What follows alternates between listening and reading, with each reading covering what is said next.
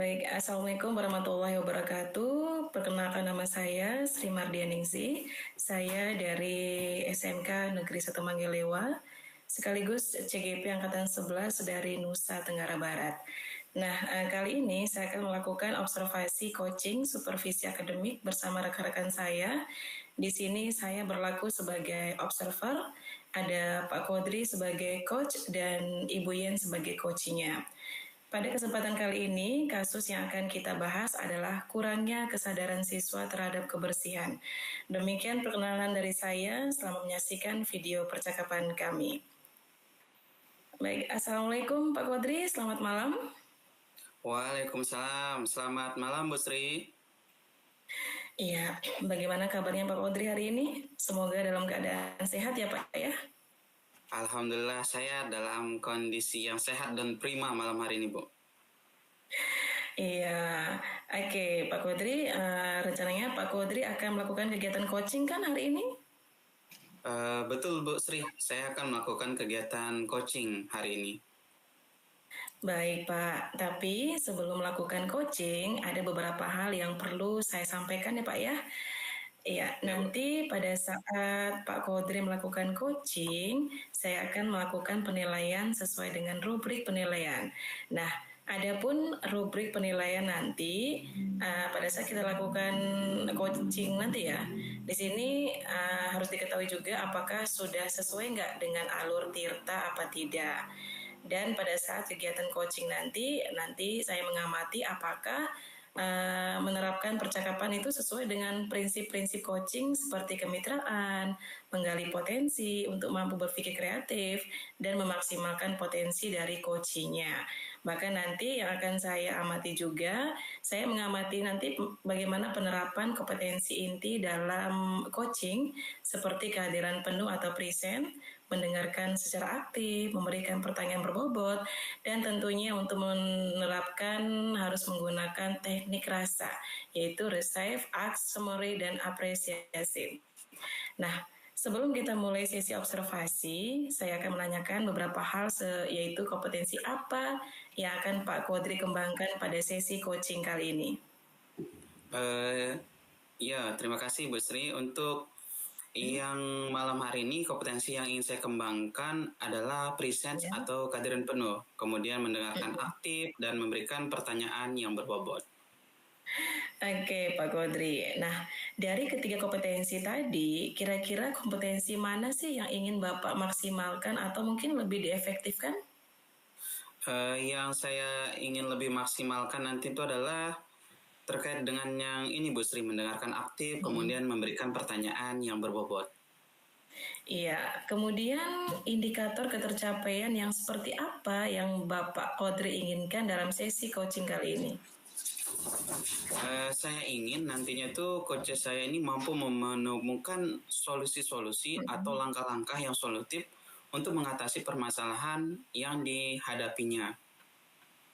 Baik, Pak Kodri. Dari kompetensi dan indikator yang sudah Pak Kodri jelaskan tadi, sekarang silakan Pak Kodri melakukan sesi coaching. Nanti setelah selesai kita akan diskusikan lagi ya pasca coachingnya Pak ya. Silakan. Baik, siap-siap Bu Sri. Assalamualaikum Bu Yen. Waalaikumsalam Pak Kodri. Bagaimana kabarnya Bu Yen? Sehat? Alhamdulillah Pak Kodri saya sehat, tetapi ini saya ada sedikit yang mengganjal di dalam pikiran saya Pak Kodri. Oh iya, ada yang mengganjal Bu ya. Oke, itu tidak masalah. Karena di pertemuan kali ini tujuan untuk membahas hal yang Ibu rasakan. Kalau boleh tahu, apa yang mengganjal di hatinya itu Bu Yen? Saya mau curhat nih Pak, masalah di sekolah saya. Boleh ya Pak ya? Boleh. Permasalahannya apa itu Bu Yen? Ya, jadi begini Pak Kodri. Jadi di kelas saya, di kelas 10-5 itu anak-anaknya itu sudah sering sekali saya ingatkan untuk membuang sampah pada tempatnya. Tetapi masih banyak juga yang membuang sampah sembarangan, terutama mereka membuang sampah itu di laci meja kelas mereka. Begitu Pak. Oke, berarti arah pembicaraan kita kali ini, Bu Yen ingin membahas pentingnya membuang sampah pada tempatnya. Begitu ya Bu Yen ya? Ya, betul sekali, Pak. Oke, apa sih permasalahan yang terjadi di lingkungan sekolah Bu Ian terkait dengan pembuangan sampah ini? Nah, jadi di kelas saya ini, Pak, selain anak-anak itu membuang sampah secara sembarangan, baik yang ada di laci meja mereka, mereka juga kelihatannya itu sangat malas sekali membuang sampah pada tempatnya. Padahal di masing-masing kelas itu, di depan kelas mereka itu sudah disediakan tempat untuk membuang sampah, Pak. Walah, begitu ternyata Bu Ian ya? Iya, Pak. Jadi Oke. anak-anak ini nampaknya dia kurang memperhatikan kebersihan dan mereka itu cenderung tidak mau menghiraukan tentang bahaya sampah, Pak. Terkait kurangnya perhatian anak-anak terhadap kebersihan itu, menurut Bu Ian penyebabnya apa? Jadi begini Pak, nampaknya anak-anak ini mereka kurang termotivasi untuk menjaga kebersihan. Kemudian mereka juga kemungkinan belum begitu tahu bahaya dari sampah itu sehingga mereka membuang sampah itu secara sembarangan, Pak. Walah, lalu penyebab lainnya sehingga anak-anak ini kurang paham terhadap dampak sampah tersebut, kira-kira apa Bu Ian ya? Barangkali mereka belum sadar, Pak, bahwa tindakan mereka itu dampaknya itu sangat besar pada lingkungan sekolah. Oh, begitu ya, Bu. Terkait penyebab yang Ibu ceritakan tadi, saya yakin Bu Ian sudah pernah terbesit beberapa rencana untuk mengatasi permasalahan-permasalahan yang ada. Menurut Bu Ian, apa solusi yang tepat untuk mengatasi masalah ini? Jadi saya rencananya itu akan memulai memunculkan motivasi mereka dulu, Pak. Jadi saya akan memutarkan sebuah video tentang dampak sampah agar mereka itu mulai menyadari bahwa tindakan yang mereka lakukan itu ternyata sangat membahayakan.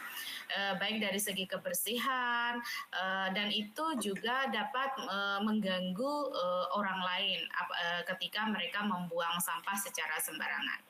Bagus sekali Bu Ian. Dengan menampilkan video visual sehingga ada tampilan gambar, itu memberikan contoh konkret secara langsung kepada siswa Bu Ian ya. Dan insya Allah dapat membuat siswa lebih sadar dan peduli pada kebersihan lingkungan sekolahnya.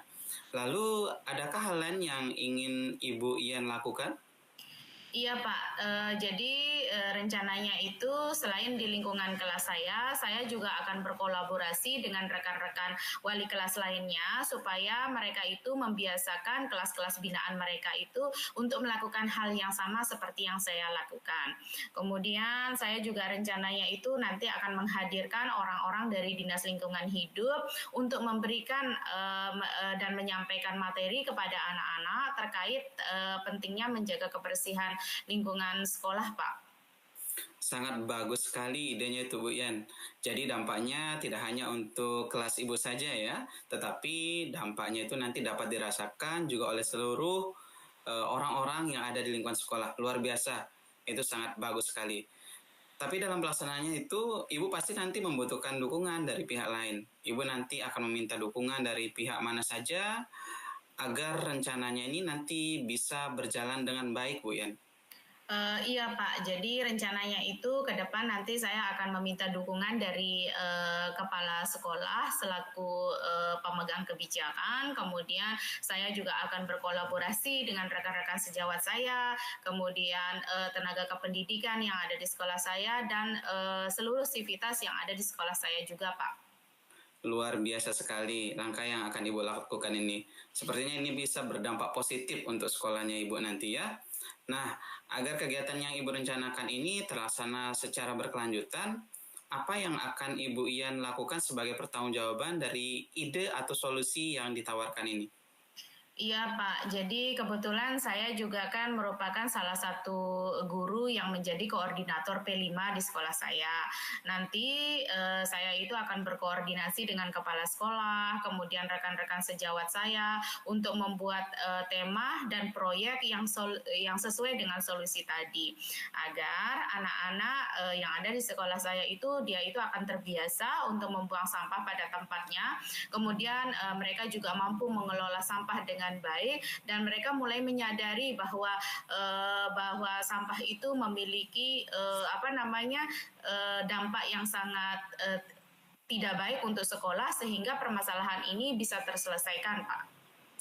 Bagus dan luar biasa sekali ini Bu Yen.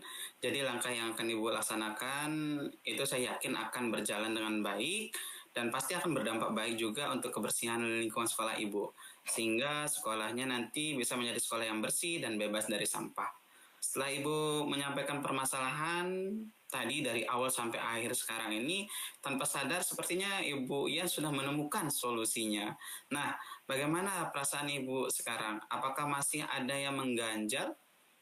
Alhamdulillah Pak Kodri, jadi setelah mengobrol dengan Bapak tadi, nampaknya saya sudah menemukan solusi dari permasalahan-permasalahan yang saya alami selama ini. Terima kasih banyak Pak Kodri atas bimbingannya. Sama-sama Bu Yen, berarti sekarang sudah baik ya kondisi hatinya. Sudah tidak berkeluh kesah lagi ya Bu ya?